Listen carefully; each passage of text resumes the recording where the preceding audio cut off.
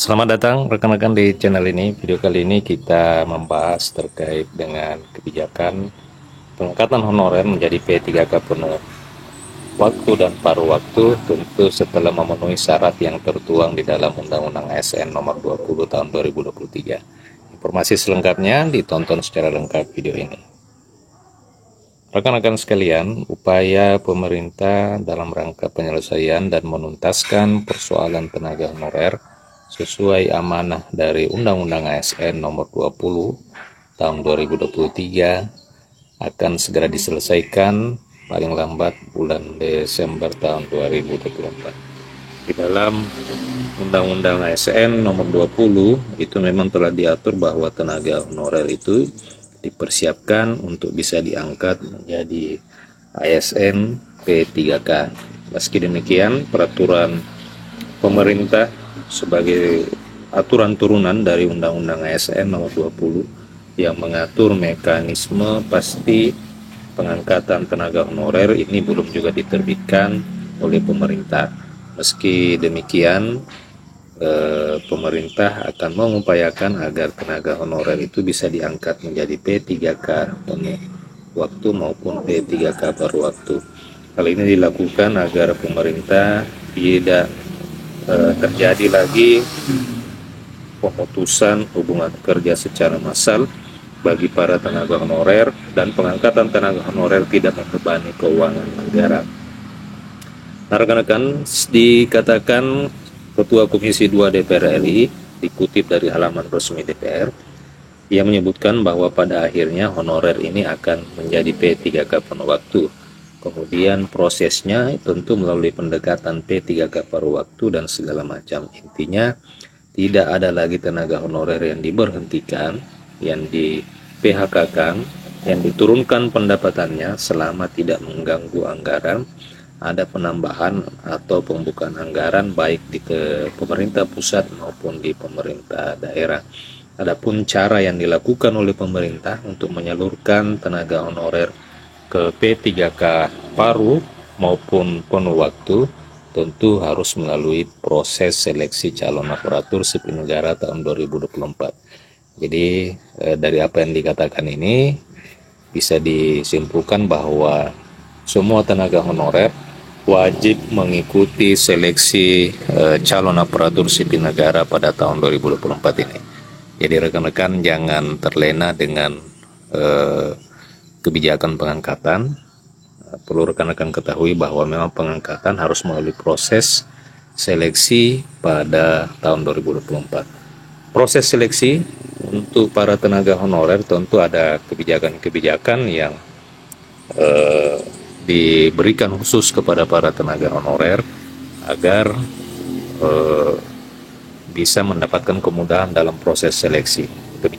Salah satu kebijakannya adalah tidak memberlakukan sistem passing grade atau nilai ambang batas khusus untuk para pelamar honorer. Akan tetapi dari hasil seleksi nanti akan diterapkan perankingan bukan untuk menentukan lulus atau tidak lulus, akan tetapi menentukan jumlah tenaga honorer yang diangkat menjadi P3K penuh waktu sesuai dengan kota dan kemampuan serta kebutuhan pemerintah daerah. Di mana hasil seleksi tersebut itu bisa dilihat untuk menggambarkan kualitas dan kemampuan kompetensi masing-masing yang penelitiannya dilakukan melalui pemeringkatan terbaik secara berurutan.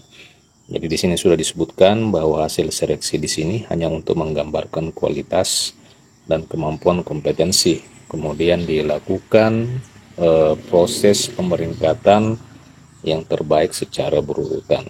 Meski demikian, pengangkatan tenaga honorer ini tentu akan dilihat dari kemampuan keuangan instansi masing-masing. Jadi kembali lagi kepada kebutuhan dan formasi yang disiapkan oleh pemerintah daerah, apakah bisa mengcover atau bisa mengakomodir para tenaga honorer. Tentu kuota yang ada diisi dulu oleh para tenaga honorer yang menempati peringkat ataupun posisi yang terbaik. Lalu setelah itu bisa diisi oleh tenaga honorer yang berada di peringkat di bawahnya. Jika memang dari kuota yang ada seluruh tenaga honorer di jabatan itu tidak bisa tercover, maka besar kemungkinan akan dipersiapkan untuk diangkat menjadi P3K paruh waktu. Nah, di sini disebutkan bahwa untuk instansi yang keuangannya belum sanggup mengangkat tenaga honorer menjadi P3K penuh waktu, maka akan diangkat menjadi P3K paruh waktu dan perlahan akan diangkat menjadi P3K penuh waktu sesuai kebutuhan dan kemampuan instansi masing-masing. Jadi ini sesuai dengan kemampuan dan kebutuhan serta formasi pemerintah daerah. Nah, jika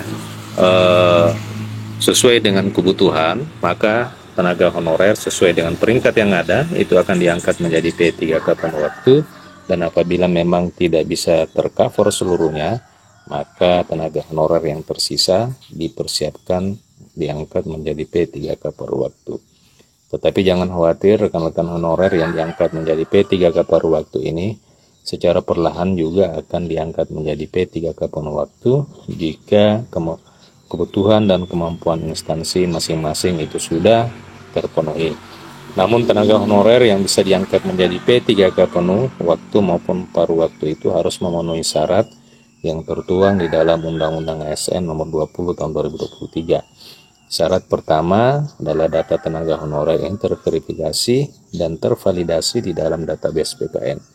Jadi ini syarat yang perlu rekan-rekan ketahui, bahwa honorer yang bisa mengikuti seleksi pada seleksi P3K tahun 2024 ini adalah tenaga honorer yang sudah terverifikasi dan tervalidasi datanya di dalam database BKN. Lalu bagaimana dengan honorer yang belum terdata? Apakah bisa terangkat? Ya, hal ini juga belum jelas dari pernyataan-pernyataan, namun nantinya akan diatur di dalam peraturan pemerintah tentang manajemen ASN sebagai aturan turunan dari Undang-Undang ASN Nomor 20 Tahun 2023. Nah, rekan-rekan, syarat ini tentu harus dipenuhi oleh para rekan-rekan honorer agar bisa diangkat menjadi atau setidaknya bisa ikut seleksi pada seleksi ASN pada tahun 2023 ya. Kemudian rekan-rekan sekalian, yang paling penting Menpan sudah menyebutkan bahwa dalam proses pengangkatan tenaga honorer menjadi P3K tahun 2024, tampaknya Menpan RB Abdullah Azwar Anas tidak bisa mengangkat semua kategori meski sudah menjadi amanah Undang-Undang ASN 2023. Jadi maksudnya di sini adalah tidak semuanya bisa diangkat menjadi ASN P3K penuh waktu sesuai dengan apa yang telah diamanahkan di dalam Undang-Undang ASN tahun 2023. Saat ini jutaan tenaga honorer tengah menantikan pengangkatan yang akan dilakukan Menpan RB dan BKN serta dukungan DPR RI khususnya Komisi 2. Jadi memang seperti yang disebutkan tadi bahwa hanya diangkat sesuai dengan jumlah formasi dan kebutuhan dari masing-masing pemerintah daerah. Tetapi sisanya nanti akan diangkat menjadi P3K paruh waktu yang secara perlahan akan diangkat menjadi P3K penuh waktu jika memang sesuai dengan kebutuhan dan kemampuan daerah. Demikian rekan-rekan, terima kasih telah menyaksikan. Sampai jumpa di video berikutnya.